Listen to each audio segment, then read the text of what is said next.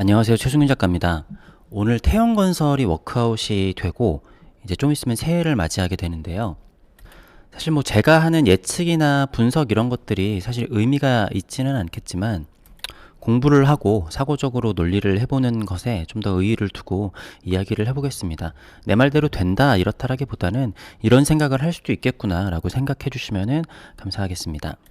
일단은 태형건설이 워크아웃이 된 이유부터 얘기를 하자면은 다들 알고 계시겠지만 고금리 때문에 부동산 PF들이 막혀서 이런 일들이 벌어지고 있는 거죠. 제가 뭐 상업용 부동산이 안 좋고 뇌관이 될 거다라는 얘기는 벌써 한 2년 전부터 했었던 것 같은데 아무래도 상업용 부동산을 짓는 건설사들은 조금 작은 건설사들이 많고 아파트 같은 거를 좀 대형 건설사들이 짓다 보니까 중소형 건설사들은 망했다, 부도났다 이런 이야기가 사실은 굉장히 예전부터 나왔었어요. 근데 태형 건설 정도 되는 대형 건설사가 지금 워크아웃이 되니까 이슈가 되고 있는 거죠. 자, 그러면은 다른 건설사들도 마찬가지로 힘들어질 수밖에 없을 텐데요. 앞으로 연쇄 부도나 워크아웃이 벌어질까? 라는 것을 좀 생각을 해봐야 됩니다. 자, 일단 여기서 생각해봐야 될 거는 국가의 금리 정책은 어떻게 진행되는 것인가 라는 건 먼저 생각을 해봐야 된다라고 생각합니다. 통화정책이라고 해도 되고 그냥 뭐 정책이라고 해도 될 것 같습니다. 자, 올해 초에 3월이랑 5월에 미국 은행들의 파산 사태가 있었습니다. 이때 제가 올린 영상들을 보신 분들이 있을지 모르겠는데 이러한 뭐 몇 개의 기업이라든가 은행들이 파산을 한다라는 거는 어떻게 보면은 의도한 거다라고도 제가 좀 이야기를 했었습니다. 근데 금리를 계속 올리면서 이대로 고금리가 계속 올라가게 되면은 은행 망한다 아니면 기업이 망한다 이런 것들은 다들 알아요. 아는데도 연준에서는 계속 금리를 올렸고요. 그리고 처음에 SVB 은행이 파산을 했던 것 같고 그 다음에 퍼블릭이 아니라 퍼스트 리퍼블릭 은행이 파산을 했죠. 자, 시장 원리대로 하면은 그대로 놔두고 그걸 지켜봐야 될 텐데 예전에 그냥 그걸 놔뒀다가 큰일 나는 사태가 벌어졌었기 때문에 그때 나라에서 그걸 막아줬습니다. 자, 근데 이렇게 생각을 해볼 수가 있을 거예요. 아니 그럼 망하기 전에 좀 금리도 좀 낮추고 좀 막아주지 왜 그거를 망한 다음에 그제서야 그렇게 하느냐. 그건 바로 이게 국가 정책들을 잘 보다 보면은요 뭐 예를 들어서 막 히어로 영화 같은 것도 마찬가지예요. 세상이 전쟁이 벌어지고 뭔가 이렇게 나쁜 놈들이 쳐들어온 다음에 이 사람들이 간절히 영웅이 나타나길 기다린 다음에 영웅이 나타나면 영웅이 됩니다. 그런데 애초에 나쁜 놈들이 들어오는 싹을 애초에 잘라버리고 얘네가 싸웠는지 안 싸웠는지도 모르면은 일반인들은 저 사람을 영웅으로 취급을 안 해줘요. 그러니까 꼭 정책을 한 사람을 영웅으로 추대를 하지 않는다고 하더라도 국가 정책이라는 게 국민들이 아 그래 그 정도 했으면은 그거 어떻게든 뭐 지원을 해줘라 이렇게 할 때 들어가야 된다라는 겁니다. 그러니까 내가 만약에 뭐 돈을 풀고 싶어요. 근데 막 풀면은 사람들이 막 욕을 하겠죠. 그런데 기업들이 하나둘씩 쓰러져 가요. 사람들이 봤을 때 야 저거까지 무너지면 진짜 난리 나겠다. 이 정도로까지 충격이 있어야지 그 다음에 돈을 풀어도 사람들이 그거에 대해서 동의를 합니다.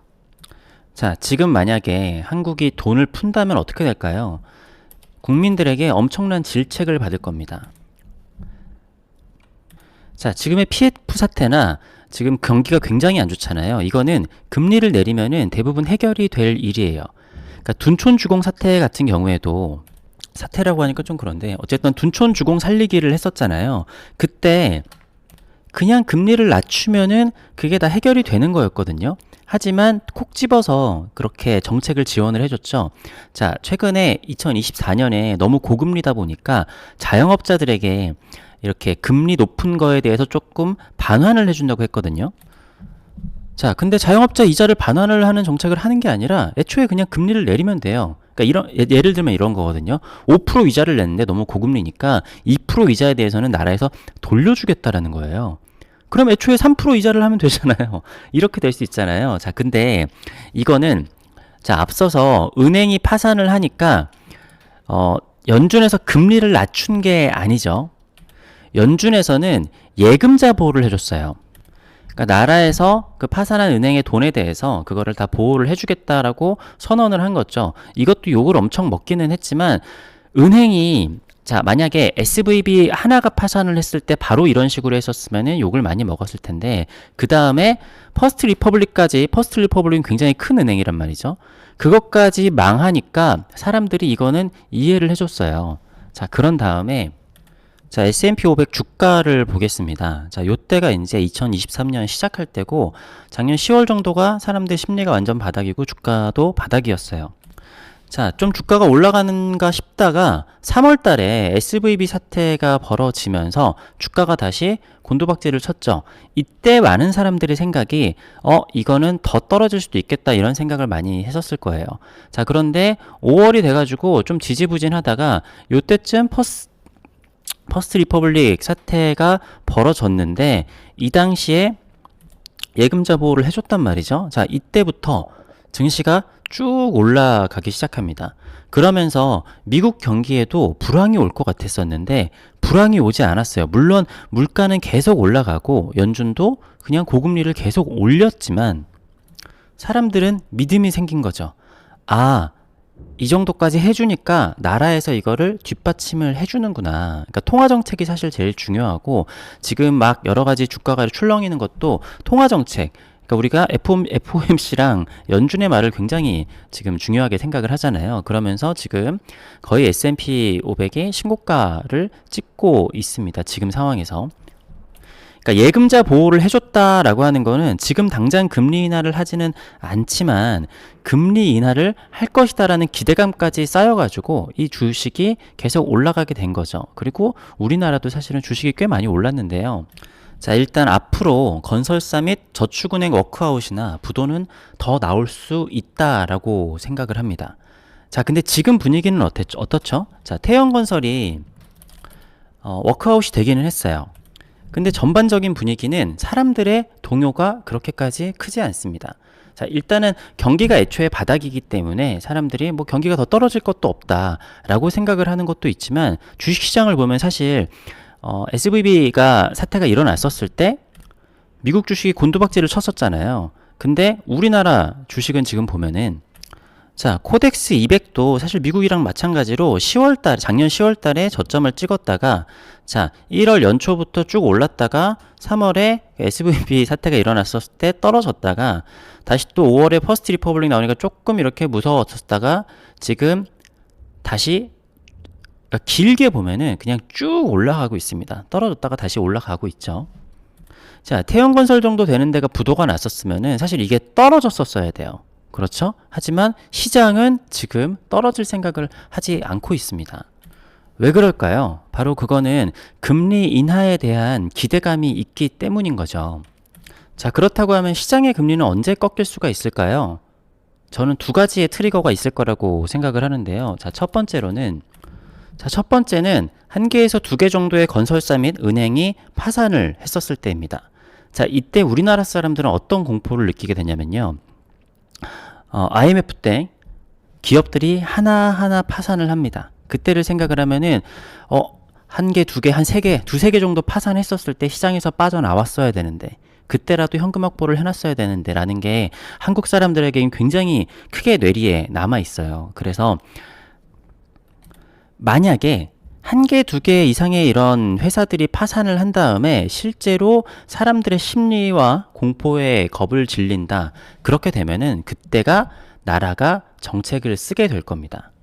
아이러니하게도 IMF 때처럼 계속 줄도산을 하게 둘 수는 없단 말이에요. 그거는 한번 학습을 했기 때문에 지금 태형건설 하나 파산은 아니고 워크아웃이지만 하나 이렇게 됐다라고 해서 지금 금리 정책이나 뭐 통화 정책을 쓰게 되면은 엄청난 폭풍이 있게 돼요. 그렇기 때문에 1개에서 2개 정도가 더 파산을 한 다음에 나라는 정책을 쓸 겁니다. 자, 그리고 금리 인하는 어떻게 보면 되냐면요. 현재 미국 기준금리는 5.5고요. 한국 기준금리는 지금 3.5예요. 그러니까 지금 금리 인하가 될 것이다라고 미국이 기대를 하고 있지만 기대를 하고 있을 뿐이지 아직 내려간 건 아니거든요. 자, 근데 여기서 문제는 미국이 만약에 5.5에서 5로 내리거나 뭐 4.5로 내리거나 막 이런 식으로 한다라고 해보죠. 근데 한국이 3.5에서 내릴까요?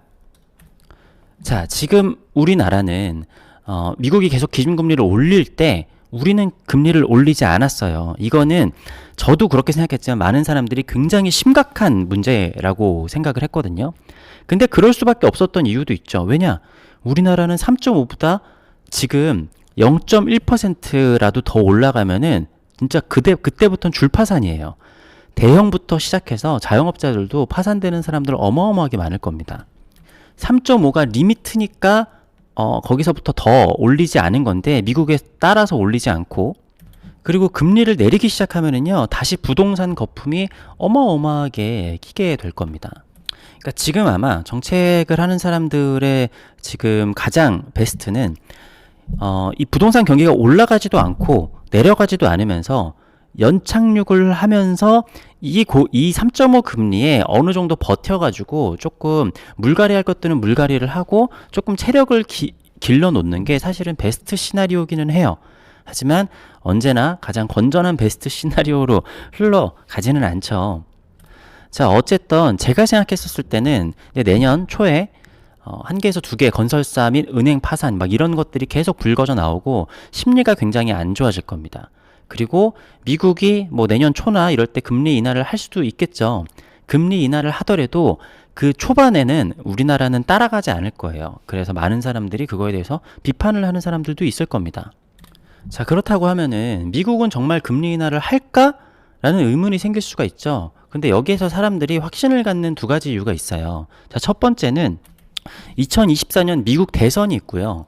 그러니까 우리나라는 부동산에 사람들이 가장 민감하지만 미국 같은 경우에는 부동산보다 주식시장에 더 민감하단 말이에요. 사람들의 심리를 올리는 데는 주식이 굉장히 중요한데, 아까 보여드렸지만 S&P 500은 지금 신고가에 거의 이렇게 다가오고 있고 주식시장 분위기가 지금 되게 좋아요. 그리고 자신의 재선을 위해서 지금 완화적인 정책을 좀 펴가고 있죠. 자, 그리고 두 번째로는 지금 물가가 거의 잡혔어요. 연준에서 계속 물가에 따라서 금리 정책을, 통화 정책을 할 거라고 했기 때문에 물가가 잡혔는데 지금 금리를 내리지 않을 이유가 사실은 없게 된 거죠. 그래서 많은 사람들이 지금 확신에 차 있고, 그래서 코인이랑 주식도 굉장히 지금 다 같이 올라가고 있습니다. 사실 제가 채널에서는 얘기를 했는지 모르겠는데 몇 달 전부터 제가 주변 분들에게는 지금 들어가기 굉장히 좋은 타이밍이라고 많이 말씀을 드리기도 했고, 저도 지금 굉장히 성과가 좋기도 합니다. 네. 또 이런 얘기를 하면은 뭐 미술 작가가 왜 그런 걸 하냐 생각하실 수 있겠지만, 저는 일단 많은 미술인들이 좀 경제를 많이 알고, 그리고 솔직히 주식을 좀 많이 했으면 좋겠어요. 물론 위험하다라고 생각할 수도 있겠지만 저는 어쨌든 미술 작가들이 좀 경제적으로 좀 좋게 하기 위해서 뭐 주식을 좀 많이 했으면 좋겠습니다. 개인적인 생각으로는. 물론 성향에 따라서 많이 다른 것 같기는 하지만, 자, 그렇다라고 하면 한국은 금리 인하를 할 것인가? 사람들의 기대 포인트가 있습니다. 자, 총선이 있다라고 할 텐데 저는 이거는 좀 다르게 봐요. 자, 이거는 우리나라뿐만이 아니라 미국도 마찬가지입니다. 정치인들에게는요, 경제가 망가지면 망가진 대로 이용할 거리가 생기고 잘 되면 잘 되는 대로 이용할 거리가 생겨요. 자, 지금 집권당이 있는데 경제가 안 좋아요. 그러면은 그 반대편에 있는 야당에서는 지금 너네들이 지금 이렇게 잡아가지고 이게 경제가 망가진 거니까 우리가 잡으면 더 잘할 수 있다, 이런 식으로 공격을 하겠죠. 상대편은 또 다른 거를 꼬리를 물고 할 거기 때문에 어떤 당의 측면에서는 지금 경기가 더 박살나는 게 자기한테 더 좋을 수 있어요. 어쨌든 정치인들은 당선이 가장 큰 목표이기 때문에. 자, 그런데 이제부터 지금 우리나라의 지역구 총선의 그 향방은 전체적인 경기랑은 조금 다르게 간다라고 봅니다.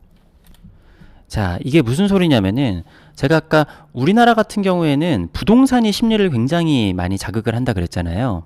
주식시장 같은 경우에는 전반적인 경기를 뭐 이렇게 좀 보여줄 수 있겠지만, 지금은 다들 재건축이나 뭐 이렇게 분양 이런 것들에 지금 다들 초점이 맞춰져 있잖아요. 우리나라 같은 경우에는. 그러니까 예를 들어서 일산과 분당이 지금 어디가 재건축이나 뭐 이런 것들을 더 잘할 것이냐, 이런 것들을 하고 있기 때문에 그 각 지역구끼리 이 후보가 부동산을 어떻게 해낼 것인가, 네, 이게 사실은 초점입니다.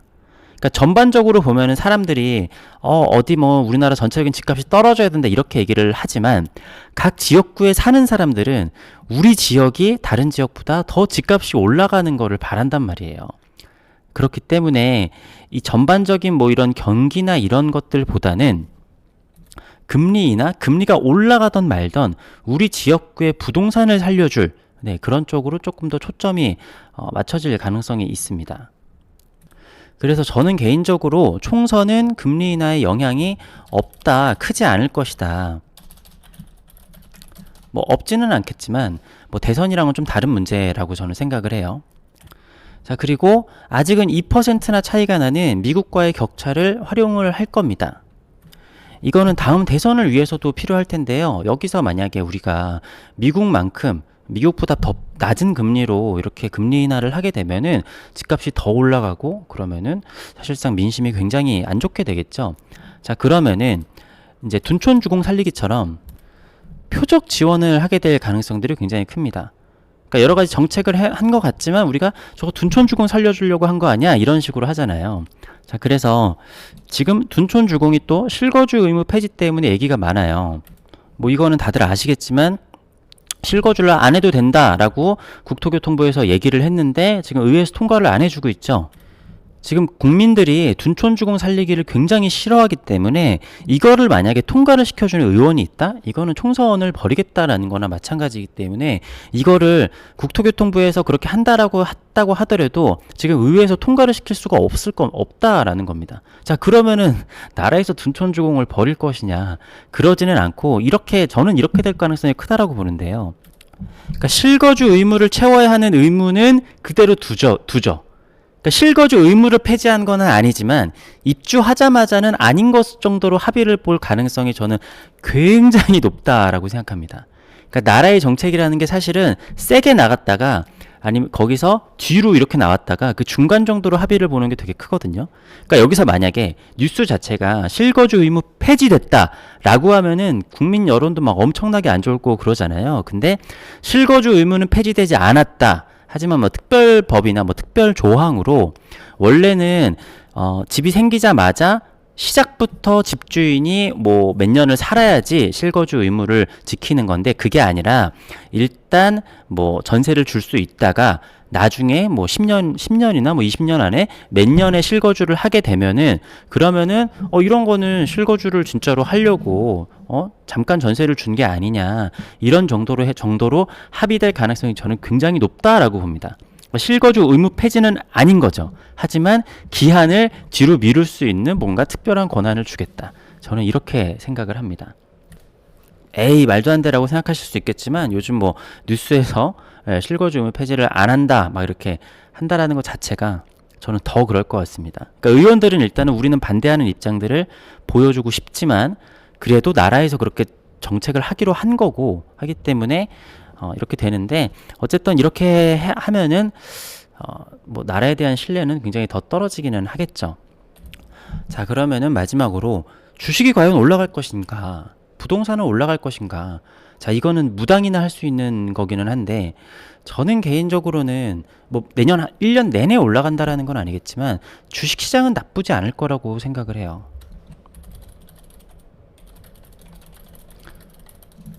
저는 그렇게 생각을 하고 부동산은 안 좋을 것이라고 생각을 합니다. 자, 일단 많은 사람들이 하는 얘기가 있는데 자, 시장 심리가 안 좋을 때가 들어갈 때다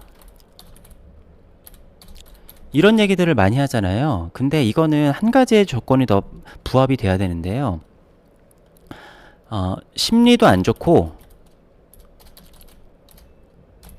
가격도 빠졌을 때가 사실은 들어가야 될 때라고 생각을 합니다. 근데 지금은 심리만 안 좋고 가격은 아직 안 빠졌어요. 호가들은 그대로거든요. 뭐 거래가들은 뭐 올라간 게 있고 내려가는 게 있고 막 그렇다라고 하기는 하는데 그게 한두 건 생기는 그게 중요한 거는 아니고 자, 지금 뭐 하락을 얘기하는 사람들도 2년 뒤면 다시 올라갈 거다, 뭐 5년 뒤면 다시 올라갈 거다, 뭐 몇 년 뒤가 기회다, 막 이런 얘기 하잖아요.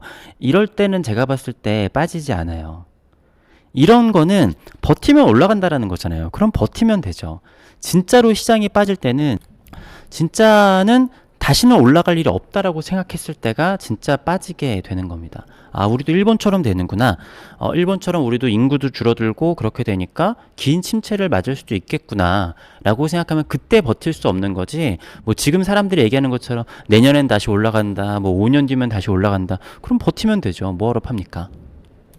그래서 이때가 아마 바닥 찍고 다시 올라갈 시점이겠죠. 아니면 바닥을 찍고 다시 올라가지는 않는다고 하더라도 손해보지 않는 시점은 이렇게 그냥 모두 다 뭐 2년 뒤에 올라간다, 5년 뒤에 올라간다, 뭐 이런 얘기가 아니라 진짜 이제 끝도 없이 내려갈 거다, 이렇게 생각할 때가.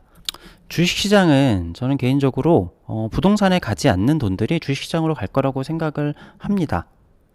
뭐 이렇게 얘기하면 되게 단순한 것 같은데요. 이렇게 단순하게 얘기할 수 있는 거는 아니지만 일단은 당연히 한국 주식보다는 미국 주식이고요. 저도 비중 자체가 미국 주식이 훨씬 더 많이 가지고 있고, 한국 국장은 진짜 이거는 오히려 코인판보다 더 별로다 싶을 정도로, 야, 뭐 아시겠죠? 국장 하시는 분들은.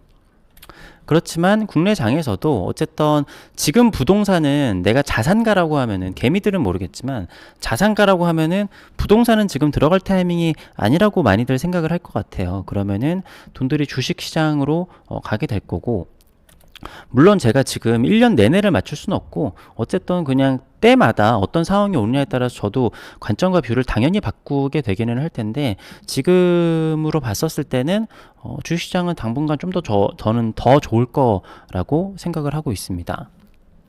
제가 제 채널에선 여러 번 보여드린 것 같은데요. 제가 수익을 가장 많이 낸 종목이기도 한데요. 요게 이제 미국의 상업용 부동산 그 주식이에요.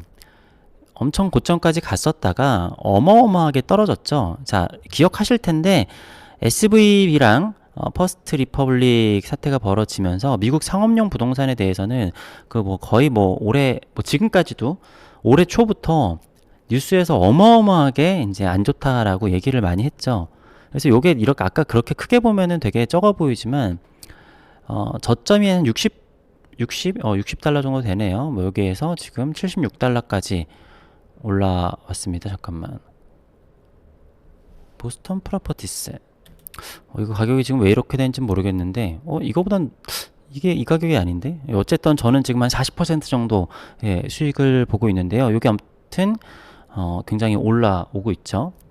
자, 그리고 요거 같은 경우에는 미국의 소형 은행주입니다. 요것도 이제 5월 달에 바닥을 찍었다가 다시 엄청나게 올라오고 있습니다. 거의 뭐 한 50% 정도 올라왔죠. 그래서 저는 바이오 섹터가 되게 좋을 거라고 개인적으로 생각을 하고요. 올해 그 상업용 부동산으로 사실은 굉장히 이득을 많이 받기 때문에 상업용 부동산으로 지금 이렇게 번 거 같은 경우에는 제가 지금 다 바이오 쪽으로 많이 투자를 하고 있어요. 물론 포트에서 비중이 엄청나게 크지는 않지만 몰빵으로는 절대 투자하지 않고요. 그리고 무조건 분할 매수, 분할 매도입니다. 도박식으로 하면 절대 안 돼요. 그러면서 이제 전체 자산을 굴려간다라는 생각으로 해야지. 자, 이게 지금 화이자거든요. 화이자 주가인데 화이자 주가가 너무너무 많이 떨어져 있는 거예요. 그래서 지금 현재는 제가 이익을 본 금액들은 다 화이자로 넣고 있는데, 내년에 지금 바이오 섹터가 좋을 것 같다라고 생각을 하고, 화이자가 지금 너무 많이 빠졌기 때문에 화이자를 굉장히 좋게 봐서 화이자를 많이 모으고 있습니다. 우리나라에도 바이오 쪽에도 투자를 하고, 중국 쪽도 되게 좋을 거라고 생각을 해요. 개인적으로는 항생테크 같은 것도 되게 좋게 보고 있습니다. 어쨌든 그렇고요. 물론 지금 이렇게 또 여기 몰빵을 하면 절대로 안 되고, 그러니까 중요한 건 제가 이건 채널에서도 많이 얘기했지만 무당처럼 뭐를 때려 맞춘다 이런 게 아니라 상황에 따라서 유연하게 대처를 하고 논리적으로 생각을 해보고 그거 자체를 내 자산으로, 그러니까 제가 주식을 많이 했으면 좋겠다라고 생각을 하는 거는 나의 지식이 자산이 되는 게 사실 되게 중요하다라고 생각을 하거든요. 그래서 뭐 잃을 수도 있고 딸 수도 있겠지만 결국에는 내가 실력이 점점점 늘어가고, 그리고 세상을 바라보고 이거 뭔가를 입체적이고 논리적으로 바라보는 것 자체가 저는 그림 자체에도 굉장히 도움이 된다라고 생각해요. 세상을 공부해야지 그림을 그리지, 세상을 모르고 어떻게 저는 그림을 그린다라고 할지, 작업실에서 그냥 계속 똑같은 그림 그리고 있으면 발전이 있나요? 세상이 돌아가는 걸 알아야죠. 아무튼 뭐 저의 시덥지 않고 사실 사람들이 별로 관심도 없는 내년에 벌어질 일들에 대해서 한번 예측을 해봤습니다. 감사합니다.